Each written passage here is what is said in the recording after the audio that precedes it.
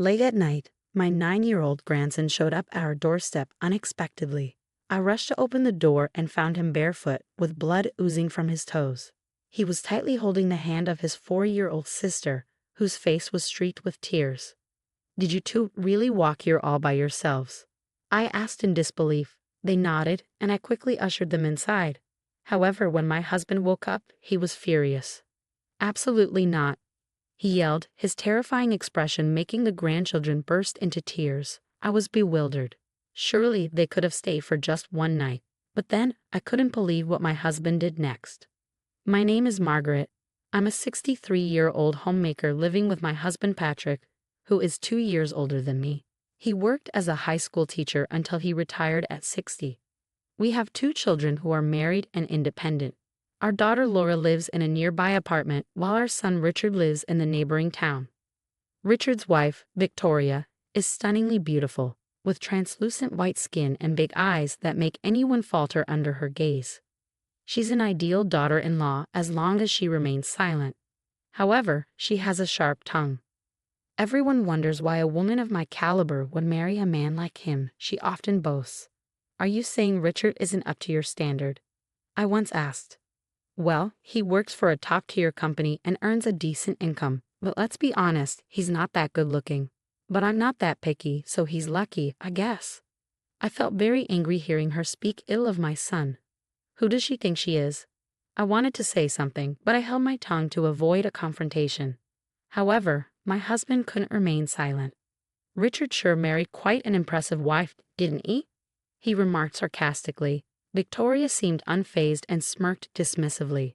Richard, in response, could only manage a wry smile. Victoria is too good for me. Seeing this, I imagined my kind-hearted son must be facing some challenges in his marriage. Despite their differences, they had a child together. Daniel, our first grandchild, resembled his mother, with a remarkably beautiful face, yet inherited his father's kind personality, a perfect blend of both parents' best qualities. I always looked forward to Richard bringing Daniel over to our house. Victoria rarely visited, which might have been for the best. 5 years later, we welcomed a granddaughter, Emily. She was an adorable girl with fair skin, chubby cheeks, and round eyes. However, when I visited my son's home to celebrate her birth, Victoria disdainfully glared at the newborn. Daniel takes after me and is beautiful, but why is this one so chubby and ugly? Who does she even resemble? She's not cute at all. You're a mother. Don't say such things. She's perfectly cute just as she is, I retorted. I can say whatever I want about my own child. Are you trying to start trouble with me? I won't lose to an old hag like you. As my husband heard this exchange beside me, his expression changed. I could tell he was about to shout in my defense, so I quickly intervened. Instead, it was our son who raised his voice in anger. Victoria, enough. Mom and Dad came here to celebrate. There's a limit to how rude you can be. Oh, how unusual for you to stand up to me, she sneered, glaring sharply at Richard, as if ready to strike. I quickly relented. I'm sorry, Victoria. You've just given birth, and it's a stressful time. I shouldn't have said that. I apologize. Please forgive me. Humph, exactly. You shouldn't have said anything. You could have just sent a gift instead of coming all the way here, Victoria replied, her demeanor consistently lacking manners. I couldn't say anything further. Because of incidents like these, we grew distant. Despite this, Richard continued to bring Daniel and Emily over regularly, which made us happy. However, there were still some concerns on my mind. Daniel was bright and talkative, but Emily, even at ages 3 and 4, showed hardly any signs of speaking. Furthermore, her once fair skin had turned extremely dark from sunburn, and her hands were rough and dry. When I asked Richard about Emily's condition, he said, Victoria claims Emily loves playing in the garden. But the state of our granddaughter's skin was still extremely concerning. Then one day, our family was struck by tragedy. Richard suddenly passed away. He fell from the stairs of a pedestrian bridge during his commute. Though he was rushed to the hospital and received intensive treatment, he didn't make it. I was in such shock that I could hardly stand. Richard, you poor thing. It must have been painful, I murmured as tears streamed down my face. Daniel cried uncontrollably, shouting, Daddy, Daddy, what's wrong? Wake up, meanwhile. Emily stood expressionless, biting her lip. Victoria, without shedding a tear, continued to fiddle with her phone. Looking back, it was a peculiar scene, but at that moment, I was too overwhelmed with grief to notice anything else. My husband received Richard's old, worn-out bag from the paramedics, which had been found beneath the pedestrian bridge. It was the bag I had bought him when he first started working. He'd been saving and working hard for his family, and thinking about this made everything even harder to bear. The wake and funeral were mainly organized by our daughter's husband and were carried out smoothly. I spent the entire time in a daze at home. Then, the night after the funeral, the intercom rang. Wondering what was happening, I looked at the camera and saw Daniel's face, biting his lip. I hurriedly opened the door and let him in. Holding back his tears, Daniel managed to speak in a shaky voice. "Mom told us to leave. Can we stay just for tonight?" My grandson was barefoot, and blood was oozing from his toes. "Did you two walk here all by yourselves?" I asked, horrified. The grandchildren nodded, but it was a 10-minute drive from the neighboring town. While 9-year-old Daniel might manage the walk, Emily was only 4 years old. Besides, it was the middle of the night. They must have been terrified. As I let them into the living room, my husband awoke. I consulted my husband about Daniel's request to stay just for the night. "Grandpa, we'll leave tomorrow." "Please?" Daniel pleaded. "Absolutely not," my husband replied, his brow furrowed with worry. Upon seeing his stern expression, the grandchildren burst into tears, and I was wide-eyed with surprise. "Can't we at least let them stay for one night?" I began to plead, but then my husband hugged the children tightly, sobbing uncontrollably. Even during our son's funeral, he had held back tears. We had been married for 30 years, yet this was the first time I had seen him cry like this. "Don't say just for today. Stay here forever, poor things," he said through his tears. His words revealed the depth of his feelings, and I couldn't stop crying either. Later, I asked the grandchildren what had happened, and what they shared was shocking. Victoria, who was supposed to be a homemaker, was often out during the day, leaving the children home alone. Even when she was home, she would frequently scold and roughly push Emily around for various reasons. Whenever Emily cried, Victoria would shout angrily, "Shut up. Be quiet. You're annoying." Over time, Emily learned to cry silently without making a sound. Daniel said he was often scolded too when he tried to defend his younger sister. He felt sorry for Emily, who didn't have the option of escaping their mother's behavior by going to school like he did. Emily wasn't allowed to attend kindergarten. Apparently, while her mother was around, Emily would go outside to weed the garden every day. This was her way to avoid being scolded and perhaps earn some praise from Victoria.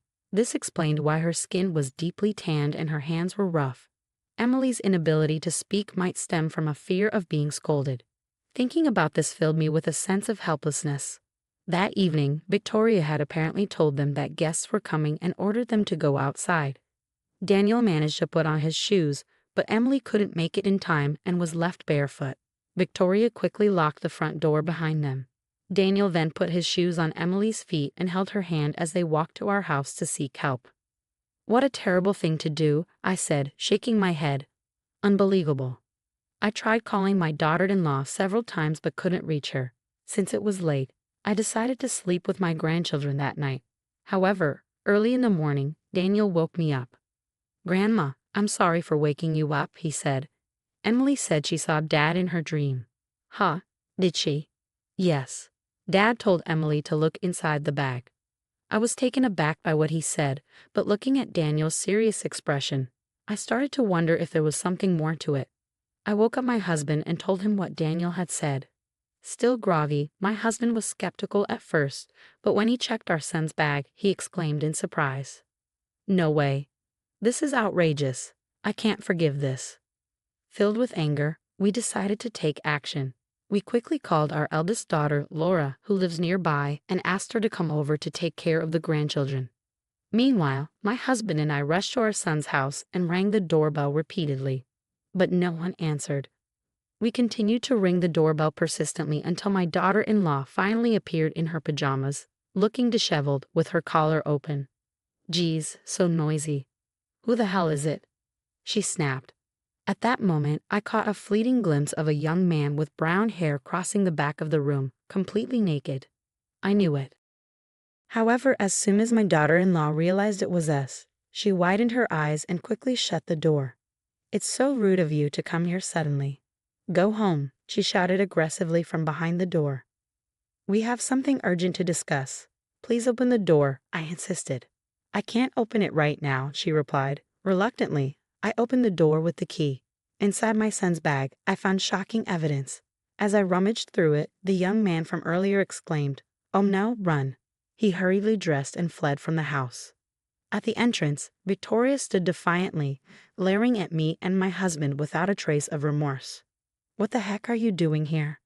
Are you already cheating on your husband the day after he passed away? Don't be ridiculous. Oh, he's just a gas repairman, she said, trying to dismiss my accusation. Huh, so gas repairmen these days work without clothes on?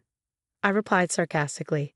Victoria noticed my sarcasm and clicked her tongue in annoyance. She may have a beautiful face, but her ugly character shows through in her expression. Richard is gone now, and I'm done with you both. You have no right to say anything. Just leave. At that moment, my husband, his face flushed red with anger, deliberately asked her, I can't see the grandchildren. Where are they? He pretended to search around the house. Victoria seemed momentarily at a loss for words, but quickly started shouting angrily at me. They went to a friend's house. What's wrong with that? Stop lying. Were you not worried when a 9-year-old and a 4-year-old were gone all night? Are you even a mother? Huh? How do you know about that? They walked all the way to our house late at night. As I told this to her, she looked puzzled and astonished, then shamelessly responded with a brazen attitude. Our daughter isn't cute at all. And the son I raised lovingly rebels against me. I don't need those brats. You can take them, but give me money. I want $100,000. It's not much, right? She truly was the worst kind of woman. I felt boiling anger at the thought that my son and grandchildren had suffered because of such a woman. Too bad you can't spend money behind bars.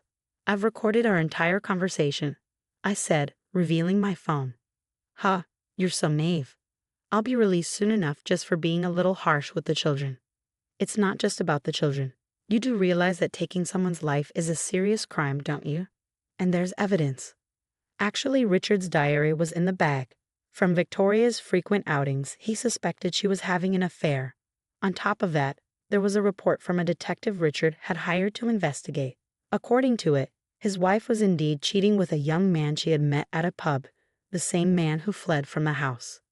Additionally, the diary mentioned, I've been feeling my life is in danger. It seems Richard had experienced several incidents where he narrowly avoided accidents, such as almost being hit by a car while walking or nearly being pushed onto train tracks while on a platform.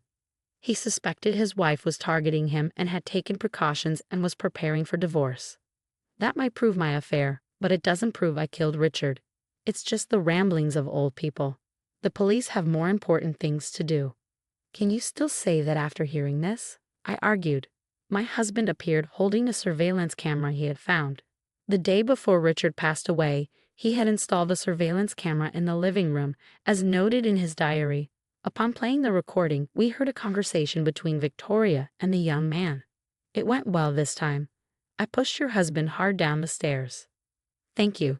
Now we'll get a hefty life insurance payout. Victoria turned pale, her lips trembling uncontrollably. I just said that as a joke. How far can you go with your lies? I'll bring all the evidence to the police and request a reinvestigation. Your affair partner might spill everything about you during questioning. Oh, by the way, Laura mentioned something. The place where Richard fell is a busy pedestrian bridge, and many cars nowadays have cameras installed. Laura suggested spreading the word on social media to see if there were any witnesses. At that time, Victoria's eyes widened and she looked visibly shaken, placing a hand over her mouth. However, she quickly changed her tone and began to apologize. I'm sorry. I was threatened by that man. I'll give you half of the $100,000 life insurance payout if you overlook this. Excuse me? You're not the beneficiary. That can't be true. We made each other beneficiaries when we got married. I told her that, according to Richard's diary, the beneficiary had been changed from her to Daniel. Richard had set up a trust system that allowed his children to receive the benefits once they reached a certain age, regardless of their current age. That's ridiculous. It was a plan to get a large sum of money. She collapsed on the spot, crying and screaming like a child, utterly miserable. We washed her coldly in silence. Afterward, both she and her lover were arrested.